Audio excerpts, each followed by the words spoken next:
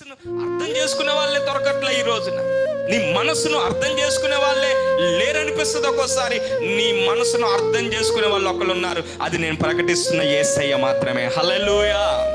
ఆయన నీ బాధను చూసి తృణీకరించడు. తండ్రి ఇదిగో నేను ఒకవేళ నీ ఏదైనా పొరపాటు జరిగినా ఒకవేళ దేవుని దగ్గరకు వచ్చి, అయ్యా నేను తొందరపాటు తనంతో లేకపోతే ఈ క్షణికావేశంతో నేను ఈ తప్పు చేశాను, మరలా నేను నీతిగా బ్రతకాలనుకుంటున్నాను, నన్ను ఎవరు అర్థం చేసుకోవట్లేదు ప్రభువా, నన్ను అందరూ తప్పుగానే అనుకుంటున్నారు, నేను సరి చేసుకోవాలనుకుంటున్నానని అతిక్రమములను దాచుకొనక కప్పుకొనక దాన్ని విడిచి ఒప్పుకొని వాడిని ఖచ్చితంగా వాడు ప్రార్థన దేవుడు ఆలకిస్తాడు. దేవునికి స్తోత్రం కలుగును గాక.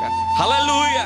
దేవుని దగ్గరకు వచ్చినప్పుడు ఆయన క్షమాపణ కలిగిన దేవుడు. నువ్వు సరి చేసుకొని నీతిగా బ్రతకాలనుకుంటున్నానయ్యా, నా ప్రార్థన ఆలకించు తండ్రి అంటే, నువ్వు మొర్ర పెట్టిన చిన్న ప్రార్థన అయినా సరే నా ప్రభు నీకు పెద్ద విజయాన్ని ఇవ్వగలడు.